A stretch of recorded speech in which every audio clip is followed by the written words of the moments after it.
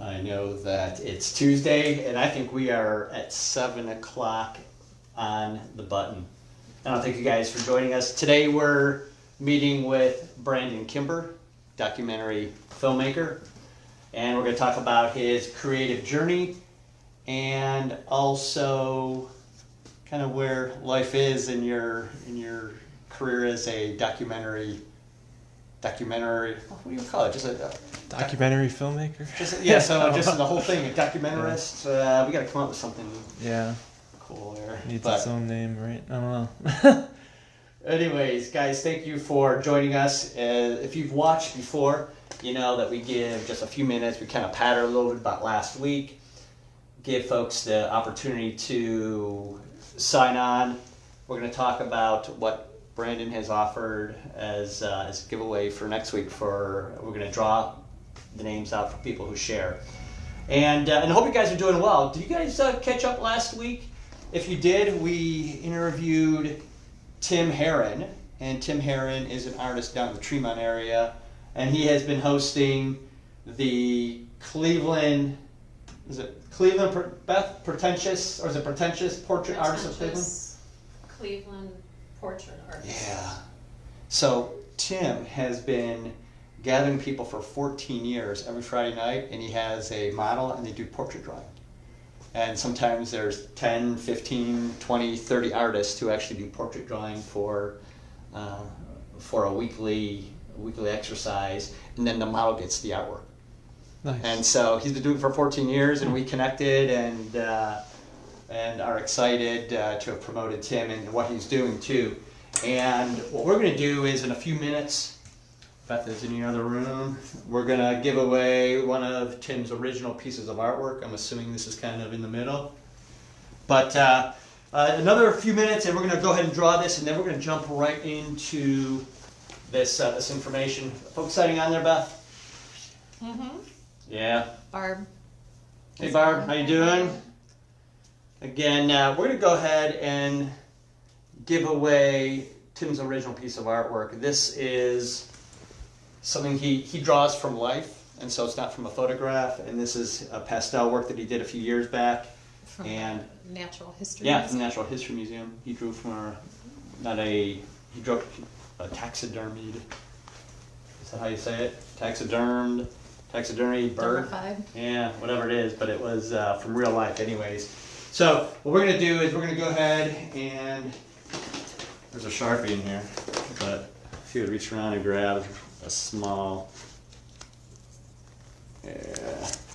That might be two. all right, throw away that, And your sticky notes. yep. The winner of Tim Herron's work, we'll get this over to you as well, Suzette Cohen. So Suzette, you might be part of the Pretentious group of artists, and we'll connect with you and get this artwork of Tim's over to you. And thank you for sharing, everybody. I'm going to hand that to you, Beth. But this week is going to be a great conversation, and we appreciate, Brandon, that you've offered to spend some time here.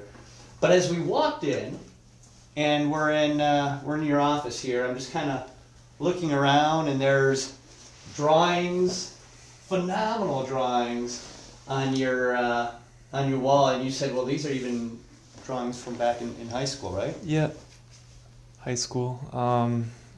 I really like to draw like perspective, 3-point perspective, and that large one, I think, was one of the last ones I did as a senior. It took me about 8 months, and my art teacher was gracious enough to let me work on the same project pretty much the whole school year, I'd say.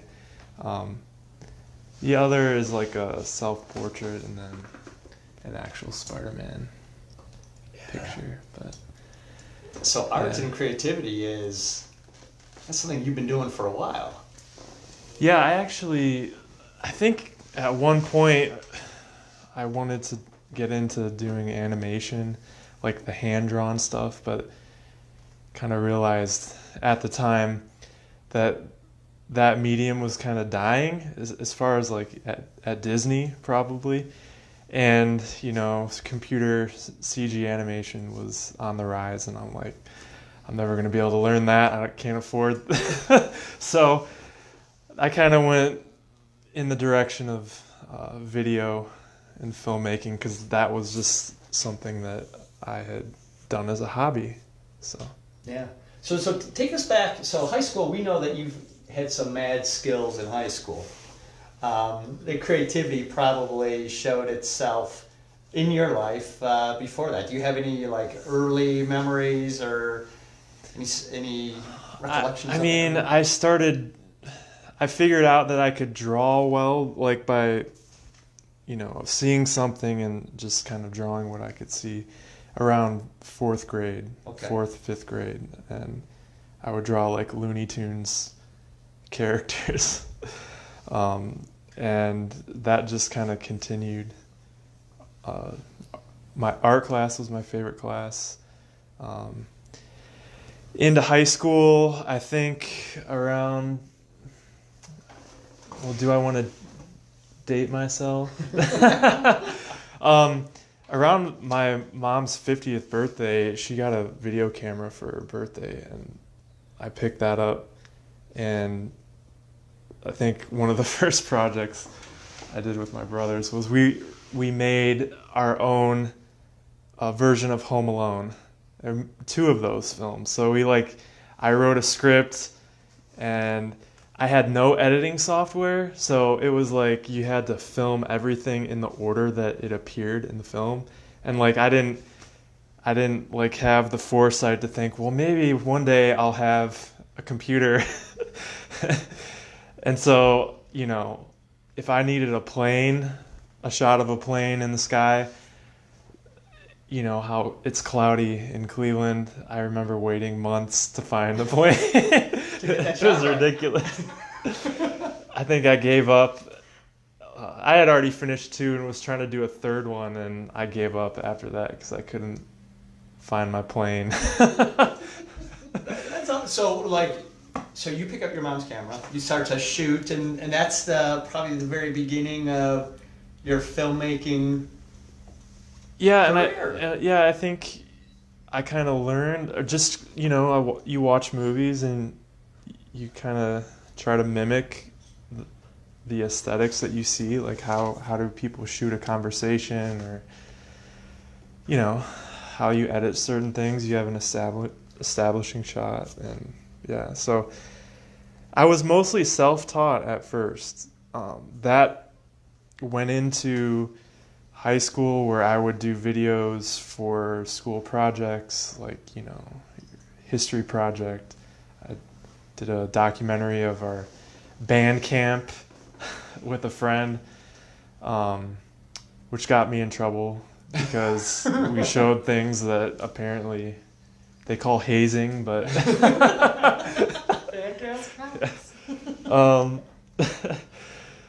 let's see. And I started experimenting with like wanting to do special effects, visual effects. So I would do these fight scenes where, you know, I would make my brother be able to jump super high in the air or throw a car up in the air, like, and I was doing that with Photoshop, frame by frame. I did not have like After Effects or any type of animation. That was around maybe 2004 or 2005, and I have like a trailer of that still, but my computer crashed and I lost all that stuff. Oh man! So That's gold. yeah, doing like camera tricks, and I remember even before my mother got that camera, they bought me this like $50 black and white Tyco video camera that like was tethered to your VCR. So you record with the VCR and you're limited to like an 80-foot range. And I would experiment with like trying to make myself disappear. So, you know, you'd be on camera, you hit pause, then you move out of the frame and you continue recording and then there's no one there, and so when you play it back, it looks like poof, you're gone. Stuff like that I do with my brothers. Yeah. So it's really a lot of just experimenting with shooting and editing at first. And then I worked at the Bedford Pool, which I worked maintenance, and coming into that job, we learned that it was the maintenance staff's responsibility to present awards to every staff member at the pool at the end of the summer. We'd have a staff dinner, and I started creating a video for this instead of, just us talking. And over time, that turned into a 2.5 hour to 3 hour, and then a 3 hour documentary, which this was at the time when YouTube had just started, and I was, taking each little segment on each staff member and posting those on YouTube. And that's really where I learned how to edit with, I started with iMovie and then Final Cut Pro 7, and started to learn After Effects. None of those videos are public anymore. Too embarrassing probably for everyone involved. But there's going to be some people here that probably said, I remember. They probably remember it, yeah. I mean, I had a video where the Bedford Pool, I think around 2007, was demolished, and I had filmed a lot of the footage of the ruins of the pool, and we turned that into this epic war scene where we made a battle between the lifeguards and maintenance men 300 style, and they throw this ball up at the end. It's like a bomb. It hits the ground and the whole pool blows up, and then you see the ruins. And I remember it got picked up. I think the city of Bedford posted it on their website. But the biggest thing I think we were kind of worried about was are they going to think that, I'm doing this on the job? Well, the majority of the time, what I would do, I would work 7 to 3, but I would stay after 3 and just film. So I was off the clock filming. But, also when you're working at a pool, there's times where it rains, no one's there, so you film if you have nothing else to do. So, Yeah. I mean, there's a little on and off the clock stuff, but so that passion showed its face early on. High school, jobs, your kind of special effects, filming with your brother. That's kind of cool. For those folks who are joining, we are talking with Brandon Kimber. He's a documentary filmmaker, but we know too that you make other films as well. He has, for everybody who shares, and if you share, you could share to a small group, you could share to your friends list, you could actually share to another filmmaker, modeling group, artistic group in your friends list as well. But Brandon has given us 4 DVDs that are either movies he directed or worked on, and we got 2 from the American Gospel series. We've got White Boy, which is about White Boy Rick. We're going to talk about these a bit, and then Murder in the Park as well. And so these are your 4 latest projects. Is that right? Yep. And they're really my 4 only official documentaries that I've done, so that have been released, at least in a public, wide release format. So yeah. So anybody who shares, we're going to put your name and we're going to draw the winners for these 4 films next week. And thank you for providing this. And Brandon even graciously agreed to at least unwrap one of them and at least put his autograph on that as well. From high school, you're finding yourself kind of finding this creative energy and this kind of focus to do documentaries at the pool and do some other films. At what point did you figure this is what I'm going to do for the next portion of your life? Well, around senior year of high school, I think, as I mentioned before, I was considering, like, do I want to get into animation or something in art? I remember visiting a few, like, I think it was the Pittsburgh Institute of Art when I was looking for colleges. So definitely wasn't sure, but I knew that I really enjoyed video and it was something that was accessible to me, and I just thought that would have been a better career choice than, I don't know, starving artist. Yeah. Even this is not, the video business is not easy either, but so yeah, around high school, I decided I was going to major in film production at Bowling Green State University. Yeah, I learned, I guess you could say I learned a lot of more of the business side and like how, it wasn't great for hands-on at the time. Like I said, I was more self-taught.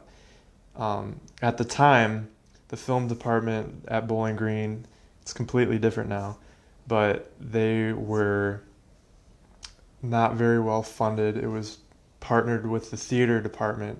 So they had like an editing class with 5 computers, 20 students. So you have a group of people around each computer. Like, how do you learn how to edit like that? You can't. So I ended up buying my own version of the software from the bookstore, and I was, editing my pool projects even during school. And then I would, have a final product. I think my senior project was one of those pool films. So I had to present the trailer and give a copy to the I wouldn't call them judges, but it was like a panel of professors or something to judge it. So yeah. Was that a trend, and you'll have to help me understand, but was that about the time that programs were transitioning to full digital? Yeah, actually, I can remember I had a professor who was all about film. Mm-hmm. He didn't want us to shoot digital. And it was around the time where digital HD cameras were becoming very affordable. And of course, we all were getting our hands on these things, but he was like fighting us. And I had a friend, classmate, who they ended up making like a serialized internet series about a college filmmaker who had a professor who didn't want him to shoot on video. So they were like critiquing their own professor in the project that they were doing for him. It was awkward but hilarious at the same time.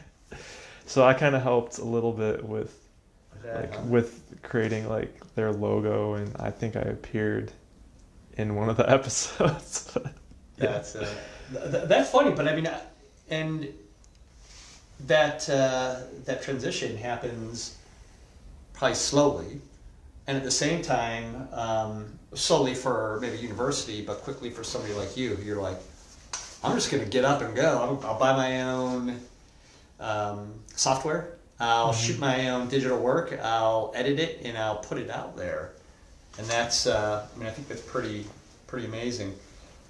There were some, as you were showing here, is this Bedford? Is this part of that film? No, this is Crime Stoppers. I started working here at this company 10 years ago, and the first thing we did was a local Crime Stoppers television show. It was called Warrant Unit. It was on Channel 19. And later, Channel 3, it became Crime Stoppers Case Files. So these are just some pictures of me shooting murder reenactments in like Miami, Florida. These are all Miami. So we started in Cleveland, and we're doing like a half-hour episode every week. I'm like, staying on Fridays until like 3 a.m. sometimes to finish these episodes, because it was literally like me and another guy who did the graphics and animation making these episodes. So we then, well, just to explain, the content of it was basically we'd film homicide cases that were unsolved. We'd film detectives and the families of people who lost a loved one to homicide, and they were unsolved, and the purpose was to basically get tips from the public to help solve the crimes. We'd also show like mugshots of like the most wanted in Cleveland, and at the end of all of this, and we had expanded the show into Miami, Florida, and Los Angeles and Chicago. We helped solve about 10 cases, so they got tips from the show. So that's really cool. It's been a while since I've thought about it, but it was, I guess, very difficult. Like every week you're learning about how another person died. You begin to become aware of every place in Cleveland where someone has been murdered. So, my wife and I and my family now like to go out. We're like foodies. We like to go eat in different places around Cleveland, and like you just get reminded, oh yeah, someone was killed here, and you kind of have this little anxiety or awareness that this is not a safe area. But like Miami, so much worse. It's all the crimes were like AK-47s, just really crazy stuff. And we would shoot reenactments at the crime scenes. Like we'd have detectives there to keep us safe, sometimes like a marked car. Just a lot of really crazy things happened. I could maybe name a few. I remember one, being in Cleveland, there was one AK-47 crime up near downtown. We actually had some squad cars block off some of the street, and so I have an actor with an AK. He's got his face covered, and this car somehow gets through. I don't know. And we were doing this late, so I don't know if they were blocking every intersection. They're assuming there wasn't a lot of traffic anyway, but some car comes and they pull up, and we're standing in the middle of the street. This tall white kid with a camera with this actor with this AK, and I turn and look, and they slam on their brakes, and I can see their eyes get huge, and they like reverse and take off the other direction. Like, what do you think? What's happening? What do you think is happening here? Like, it's not a real crime. I'm like, but I got a camera. Yeah. So even with detectives, it didn't always turn out like you'd hope. We had in Miami, let me think, while we were filming some of these reenactments, the neighbors would come out of their houses and watch, and they'd be like, you guys are so disrespectful. That's not how it happened. And we're like, what? if you know how it happened and you saw it, why don't you go talk to the detective right there? Like, this is the whole point why we're doing this. Oh, I can remember in Miami, we were driving in this Crime Stoppers minivan. It was like wrapped in this red, white, and yellow superhero graphics that said Crime Stoppers, and we're supposed to drive this thing into the ghetto to meet a detective and actors to do this reenactment, which was the worst idea. You're like a target. And the detective was late, so we just were driving around. I think it was like Little Haiti or something in Miami, and we stop at a stoplight and we hear pop pop, and it was evening, so we could see the muzzle flash like on the buildings in front of us, and we're like, drive, because we didn't know if people were shooting at us or if it was just Gunshot, what was happening. Yeah. But So you go from Bowling Green, documentary, Bedford Pool to Crime Stoppers in a short period of time.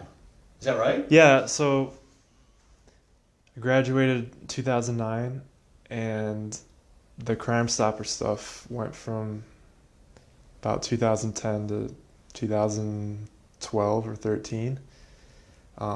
By the time I was married in 2011, and then we had our first daughter, the travel was no longer easy for my wife, and also the safety aspect of it was not. She wasn't the biggest fan of that, so. For good reason, right? Yeah, we were, and this whole thing, it was difficult making money, surviving as a company doing the show. Essentially, like in Cleveland, you're just trying to get sponsors who will pay to have their commercial air, and you're limited to like bail bonds and lawyers, and that's about it. The other cities had some funds that could help pay us more, but it was not fun. Besides it being very emotionally difficult, it was just not easy to do. Yeah. So we wanted to get into something else, which is how we got into documentary filmmaking. Gotcha. Well, I mean, that's going to be crazy. I mean, you had shared with us, and kind of as a promo to tonight's interview, we had shared some of those, I think, on YouTube. It said Homicide. Was that from the Crime Stoppers? Yeah. Mm-hmm. I mean, that is, when I watched that, that's gut wrenching, right? I mean, Yeah. and to work with that day in and day out, it's got to be difficult emotionally. I mean, in addition to safety and Yeah. starting to raise a family. And I had a friend who I went to high school with who was murdered, and I ended up. I met their family. We're good friends now, and we aired his case on the show, and the case still hasn't been solved. It's been over 10 years since it's been solved, but it definitely became more personal after that. Yeah. But you solved that work. The team that you worked with had a part in solving how many cases? About 10. About 10. Yeah.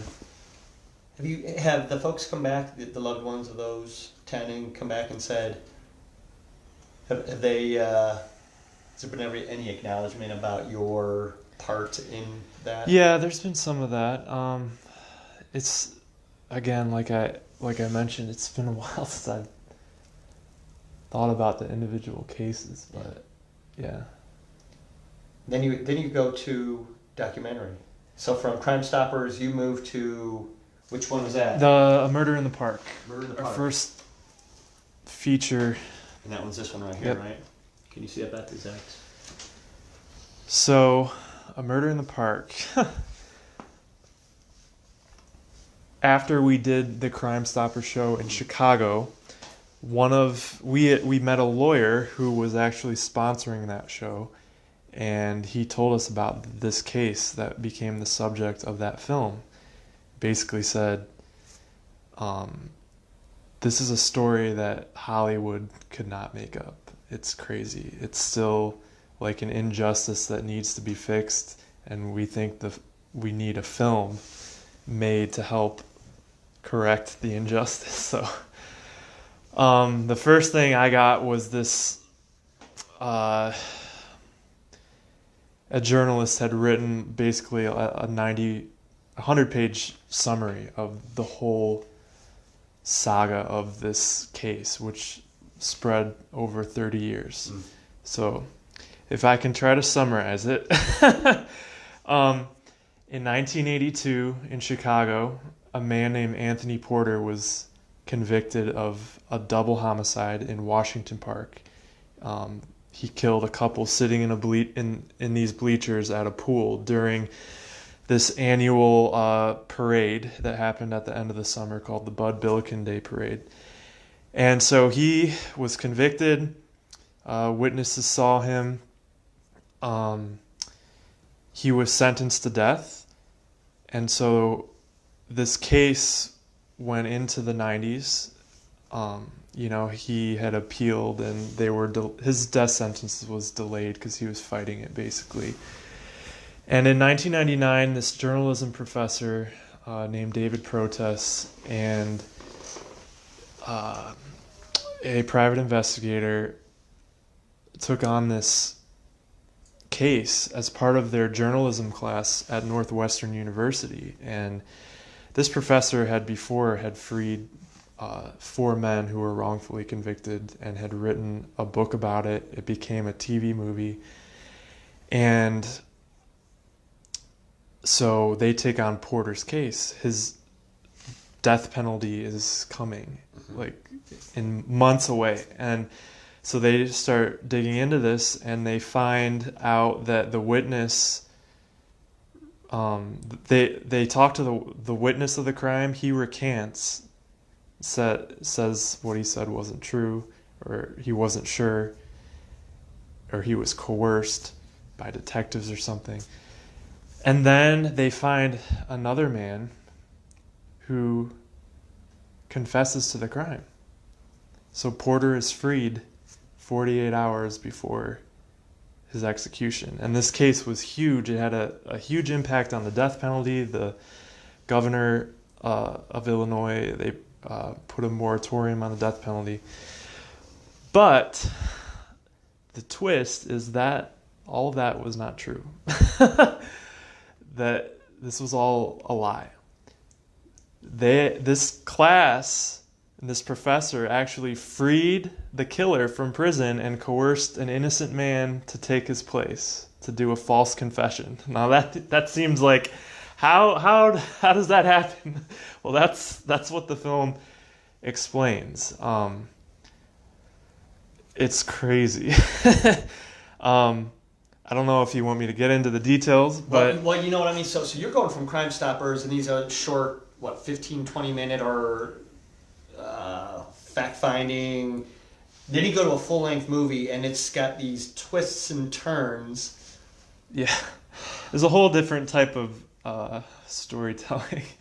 Yeah, so... But you're in the deep end of the pool now, meaning that now you're in these full-length documentaries. Right? Yeah. And then you go from Murder in the Park, and your next project is White Boy. White Boy. Yeah. And that is this the same White Boy that... White Boy Rick. His name's Richard Wershey Jr. And there was a narrative film. It was called White Boy Rick. Matthew McConaughey played the father. Just came out, a couple years ago. Shot in Cleveland? Yeah, a lot of it was shot in Cleveland. Yeah. So we were making that around the same time. To transition into White Boy. Yeah. Long story short, at the end of this, we were basically involved in freeing the actual innocent man from prison at the end. So at the end, I got to film Al's story walking out of prison after 15 years. And then he went on to sue this university and the people involved for what they did to him. So that happens. And so, word spreads that we made a film that helps someone get out of prison. And so we get contacted by people involved with this white boy Rick story. And this is not a wrongful conviction story. It's a over sentencing story. So you have a juvenile, I think he was about 15 at the time. He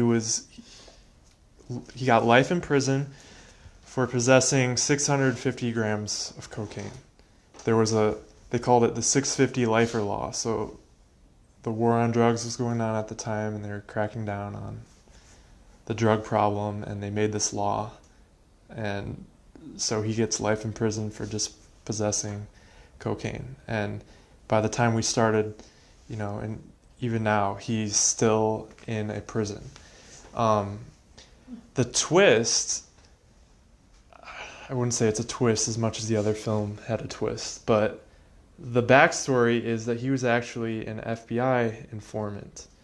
And the FBI was using him and his father to get information about the gangs in Detroit. And it was really just his father who he had a gun shop, I think. And the father started, using his son because his son knew more about the neighborhood than him. And then it eventually became the FBI was working directly with the son to the point where he's fully involved in these gangs. And he ends up getting shot, almost dies, and the FBI realizes we're going to get in huge trouble. We're just going to abandon him. And so Rick basically continues on in the lifestyle of a drug dealer because that's just all he knows. And that's how he gets caught with the cocaine and arrested. There's more to this in that he had all this inside information about politicians and police officers that were involved in drugs. And so while in prison, he helps the FBI basically do like a sting operation on these corrupt police officers.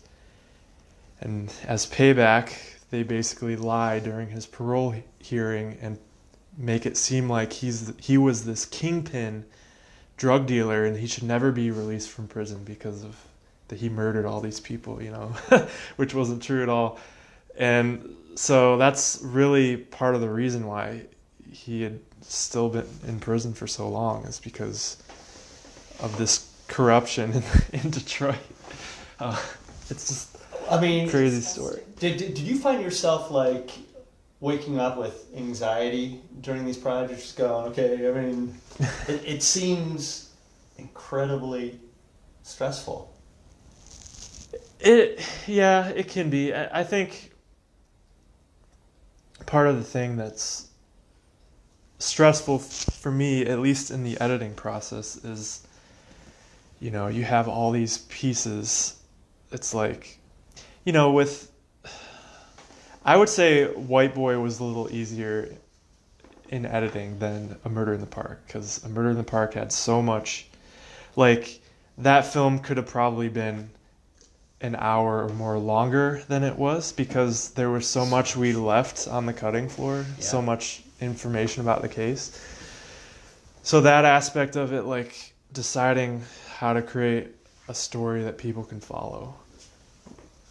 With the American Gospel stuff, I'm working with a much larger amount of material, and so it's a little more stressful. I'm creating a story out of multiple people's stories and trying to make it make sense, which is a whole different thing. So hold on. So for those, because this is This is a really cool story. Thank you for sharing it with us and for folks here out live. So for those folks who share this this week, your name will be put into a drawing, and we're going to draw out 4 of these 4 in the catalog that Brendan's worked on, either directing or directly influencing these DVDs, these films, all documentaries, right? So you're going from Murder in the Park, white boy, crime, and then all of a sudden, Yeah. I mean, folks would certainly say wrongfully accused, right? But tell us, I mean, so we're going from these 2 here, and you're using your documentary skills, vision, passion. How does this happen? How do I go to religion from crime? Yeah. Well, after those crime documentaries, or at least after A Murder in the Park, my boss basically gave me permission to do a project that I wanted to do, a passion project. And so these films were kind of based on my experience growing up in church and being confused about what the gospel was, seeing how different ministries or movements within, or they label themselves Christian, but I wouldn't now call them Christian. So that's kind of what those films are, is a way to here's what the Bible says, here's what, like your televangelists, prosperity preachers are saying, comparing the two, and I'm weaving stories of people who were deceived and in these movements and came out of those movements into this whole thing. So like I was saying, it's a little different where I'm kind of finding people largely through social media, finding different stories, contacting and getting people to be interviewed for these films. And so, but you're going right to the top, right? You're getting on planes or traveling. Yeah. You're getting footage of some pretty large names and the biggest you could probably think of, which is crazy. That was tough. Yeah.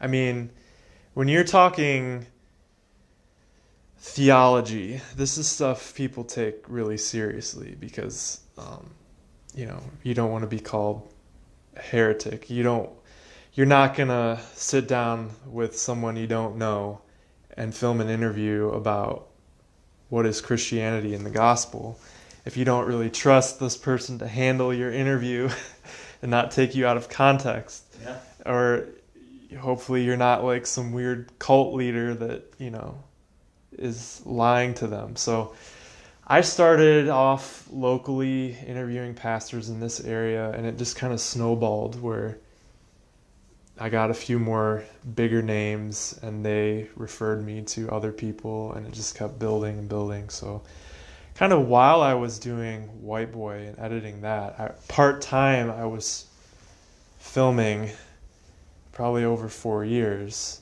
the content for both American Gospel 1 and 2. Now, as you were doing it, was it the intention to have 2 different? Not at first. Not at first? I thought it was just going to be 1, but, and my wife always jokes about this, I was always finding another person that I needed to interview. So she's like, this is never going to get done. But yeah, I ended up, I'd say from about 2015 to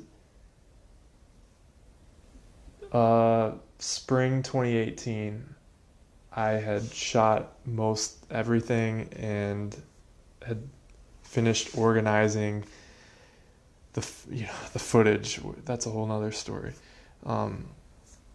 And I edited from about the summer until about October and finished the first film in October 2018. And then the second one I just finished last December, starting the editing process about this, summer 2019.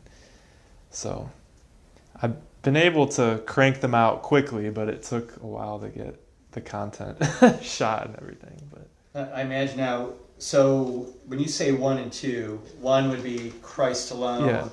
2 would be Christ crucified, Yep. right?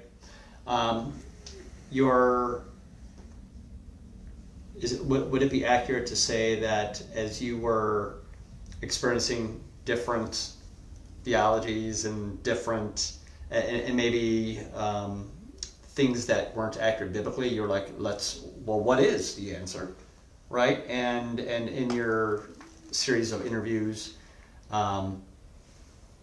tried to show where the differences were at, right? And biblically, which ones felt accurate, right? yeah, and it was a learning process for me. Like, if I look back at what I believed, 5 years ago, I learned a lot. I don't think the core of my understanding of the gospel changed, but like understanding like all the different problems within the evangelical sphere is very eye-opening. Like I would say you should never go to a Christian bookstore because most likely what you're going to find there is not biblical. So the first film, Christ Alone, is really focused on the prosperity gospel, which is also called the Word of Faith movement. Essentially, they believe it's always God's will that you're healthy and wealthy. You should never be sick, never be poor. And really, if you turn on any Christian television, that's what you're going to see. They call it like sowing a seed. They're basically telling people, if you give to God, He's going to bless you in return. And what happens is there's nothing in the Bible that promises those blessings. So the televangelist is basically going to point to himself as the evidence that this works. But what he's actually doing is he's at the top of the pyramid scheme, because he's saying, give all your money to me, and then he's going and living a life of luxury. One of the people I interviewed, his name's Costi Hinn, the nephew of Benny Hinn. He talked about, they were in these $20,000 a night hotel rooms, private jet, multiple houses. He has a book called God, Greed, and the Prosperity Gospel, if people are interested in reading that. But it's this whole story, how he came out of that. But his story is featured in the film.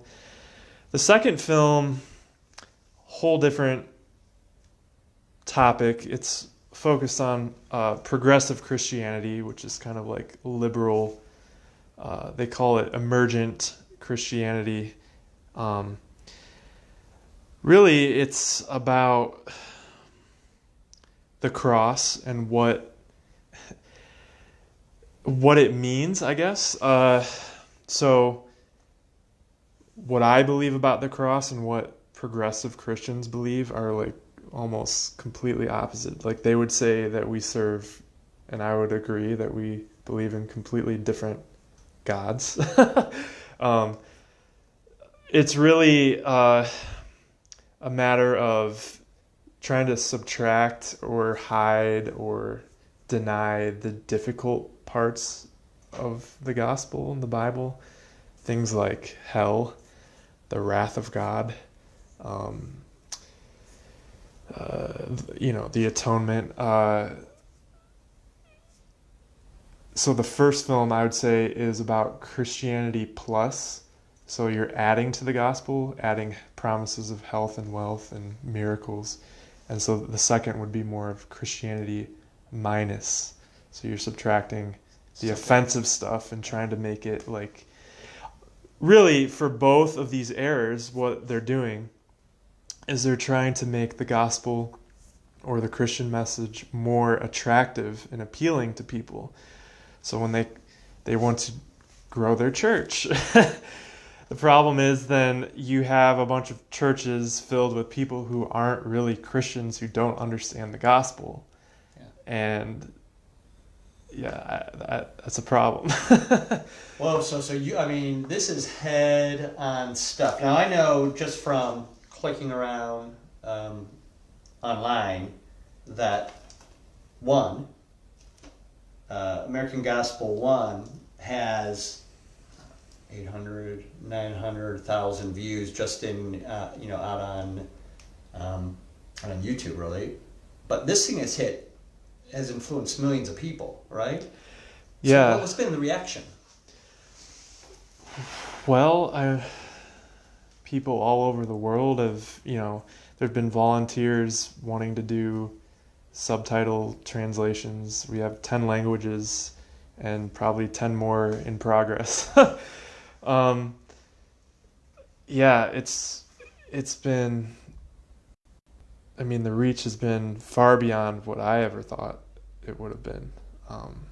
It's definitely more than an American problem. So when it's called American Gospel, as if that's a bad thing. Like, this is how America has distorted the gospel, basically. Sometimes people confuse the title for like, is this a music DVD, like gospel music? Or like, no. People message our page all the time, like wanting to share their music. We're like, sorry, we don't. This isn't a gospel music page. I mean, we've contacted from all over the world about the impact that it's had. I mean, we did a Spanish subtitle translation, and a guy I interviewed in the film had been a missionary in Peru, and he told me a pastor in Peru got a hold of the film and said it completely changed the way he's been preaching. So from Peru to like New Zealand, I have a friend who was a missionary in New Zealand, and they went and visited this small church, and they're like, oh, they're showing American Gospel. Like, it's crazy. So probably Get messages all the time. Yeah, little did you think when you were making a documentary at the Bedford Pool that you'd be later involved with filmmaking that are touching millions of people. Yeah, it's glory to God. Like, I don't I don't know how it all worked out, but it happened. And these are no low budget films. So if you've seen the quality of filmmaking, editing, final product, there's a reason why there's millions of people that are watching this. Tell us about Tues, right? Because Tues has this been released yet? Yeah, well, kind of like a soft release. So, we had our fans pre-order the film last year to kind of support us in a way, and we wanted to kind of appease them, so we did kind of a soft release on Vimeo in December, and then DVD. So it's available on Vimeo and DVD now, but the larger streaming platforms like iTunes, or I guess it's Apple TV now, and Amazon and Google Play, those will be released on April 7th around Easter. So Christ crucified around Easter, Around Easter. And so how do people find your work? I mean, what's it? So some lucky winner is going to get signed copies next week, which is amazing and generous. Thank you. But where do folks find these? The American Gospel stuff you can find at americangospelfilm.com. We do have a Transition Studios website. A Murder in the Park is on Netflix. You can just watch it there if you want. Murder in the Park, Netflix?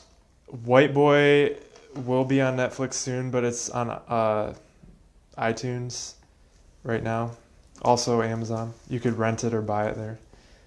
So are these. You could, or at least the first Yeah. now.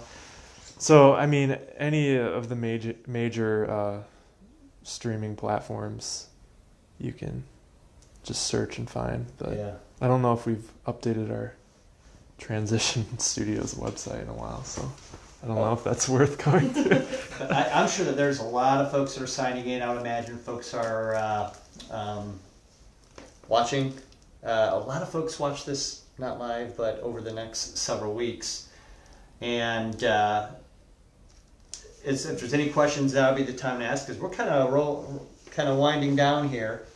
Beth, There was one, did you know when you were doing White Boy, that White Boy Rick, the movie was happening? Were you first and then, or was that all happening It at was the same kind time? of the same time, and we actually were kind of working together. Ah. So when they were casting, we would provide them the pictures of the real people.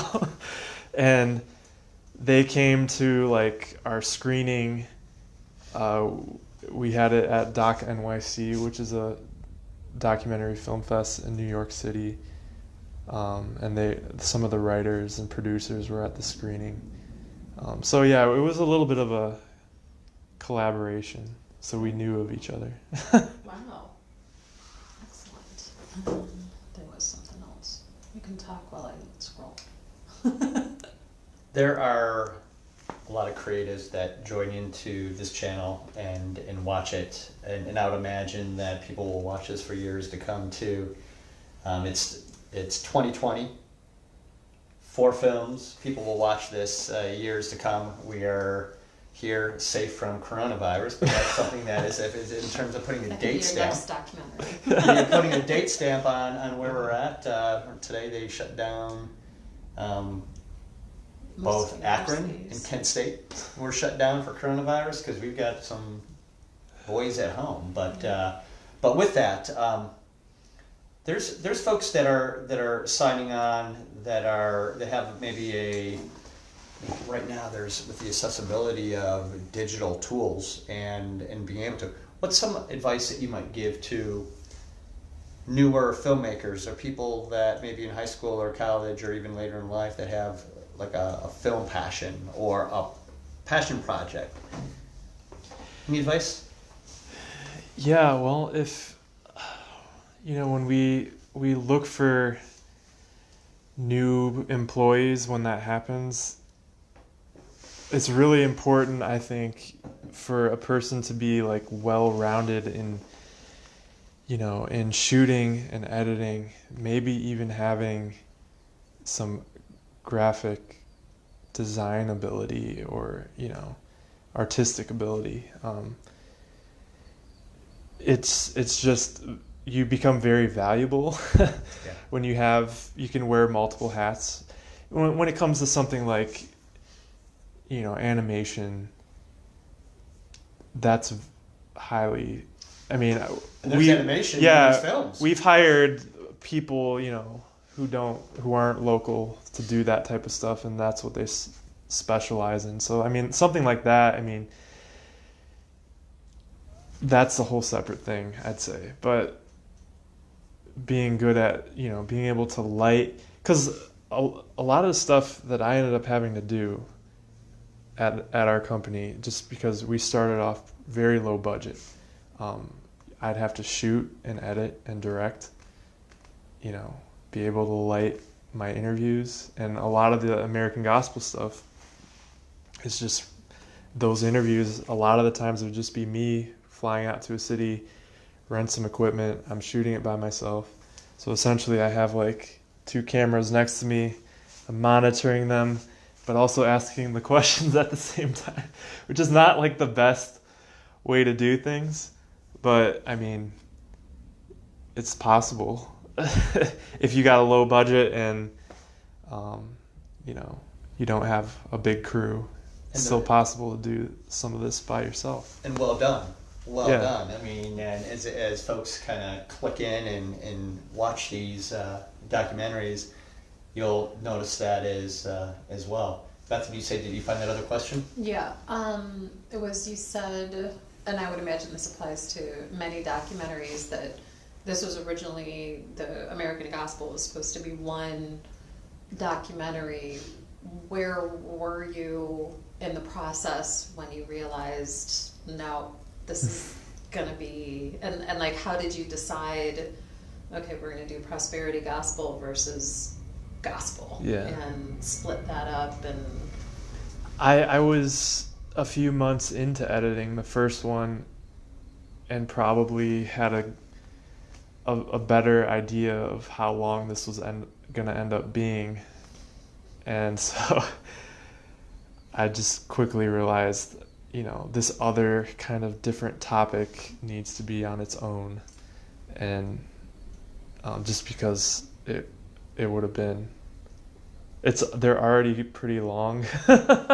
So, but the way people watch these is kind of like either in small group church type settings. So like Christ Crucified is split into 10 chapters. So we recommend you watch 5 during, one night. Next week you do the next 5. You split it up. So it's possible to split them up like that, but some people sit through the whole thing. So, What is... Were a lot, did you have to go, once you realized you were splitting it, did you have to go back and do a lot more interviews, or did you already have the info? I did shoot some additional interviews, while starting the editing process, especially in the second one. I realized you realize you're missing you have some holes in the story, and you need someone to explain this or that. And I found some additional people who had like personal stories that I wanted to include. So it's like it evolves. It's really crazy. I had a woman email me or message me on LinkedIn, and because she did that, I went to a podcast and found these 2 people who ended up appearing in my film. And it's like, if she didn't do that, send me that message, it would have been a completely different film. Like, wow. That's just how it works. But you have some memorable interviews I haven't seen 2. I saw 1. Tell us about a couple of those. Yeah, so one of the big differences in the second is I interviewed people I disagreed with. So I interview about 4 different progressive Christians, and one of them is actually an atheist. His name's Bart Campolo, and he went from progressive Christianity to secular humanism or atheism. And then I have another guy named Russell who was an atheist who became a Christian. So I kind of compare and contrast their stories throughout the whole thing, showing how they go like opposite directions. So, for example, you come across a difficult doctrine like hell, and you're seeing how someone who was an atheist and became a Christian, how they struggled with that versus the opposite. Yeah, so that's just kind of how that works. And that I really, I tried to contact people in the first film, like prosperity preachers who I was critiquing, to get them to sit down and do an interview. Like, I wanted to make it more balanced, but they all declined. So I was thankful for, these progressive guys. They were awesome. Part of my process in gaining their trust is to, be completely honest, and then offer them the ability to withhold signing their appearance release until they see the film completed. So, that makes sure I don't take them out of context. And so, that was like the biggest stress of the whole thing, like anticipating their reaction to what the film would be, but like they signed without any changes. Yeah. So it turned out great. That's fantastic. And also, you had interviewed somebody in the first film too that you had to say so long to, right? Yeah, that was Nabil Qureshi, and he was my very first interview, and he was speaking at a church in this area, Northeast Ohio, and I had arranged to interview him while he was going to be in town. And by the end of, that was 2015. By end of, I think 2017, he had died of stomach cancer, and and it was just crazy how his story wove into the end of the film, because he finds out he has cancer. He starts basically pursuing healing through these ministries that I'm critiquing. And he has these friends of his like warning him, like, you should not go to Bethel Church, or because, and Nabil really, took those warnings to heart. And so it was kind of, I ended up incorporating, he did all these vlogs explaining, or just going through his journey up until his deathbed in the hospital, literally, and ended up showing that in the film. His wife was a little wanted some parts removed that I had to change later on, but she approved its current form that you see now. Yeah, so